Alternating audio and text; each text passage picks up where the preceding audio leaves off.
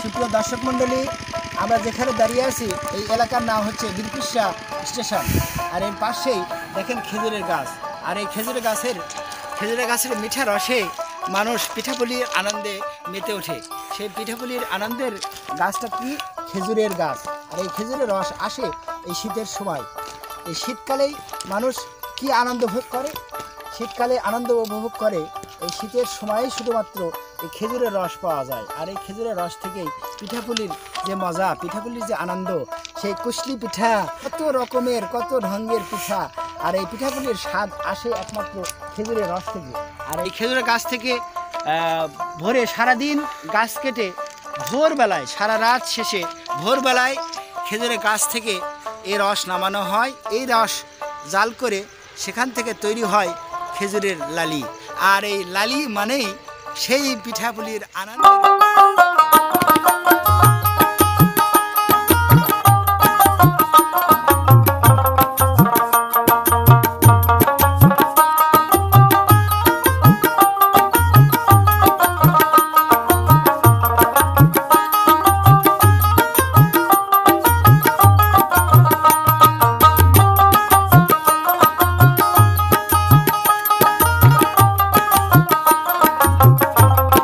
সুপ্রিয় দর্শক মণ্ডলী, আমরা এই খেজুরের গাছ থেকে যে রস বের করে, যে গাছ থেকে রস নিয়ে ভোরবেলায় পরিশ্রম করে এই বাবাজির কাছ থেকে আমরা জানতে চাই তিনি খেজুরের গাছ থেকে কীভাবে লালি তৈরি করেন।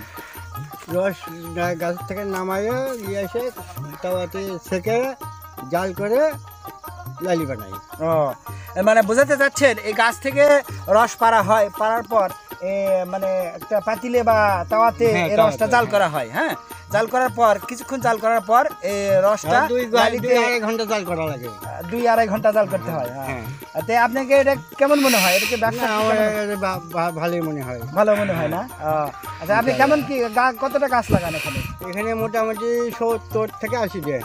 আপনি নিজেই এটা করেন? নিজেই করি, আমার ছেলে সাথ করে। ও আচ্ছা আচ্ছা, আপনি নিজেই খাওয়ান? হ্যাঁ। আর জাল করে দেয় কি আপনি? আমরাই জাল করি। ও, প্রত্যেক দিন লালি তৈরি হয়? হ্যাঁ, প্রত্যেক দিন। ও আচ্ছা আচ্ছা।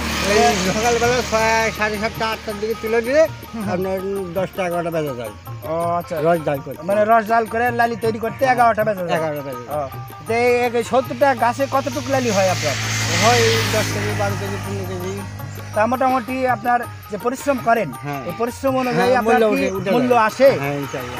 কত করে কেজি লালি বিক্রি করেন? লালি 150 থেকে 70 টাকা। 150 থেকে 70 টাকা, মানে 170 বা 150। ও আচ্ছা আচ্ছা।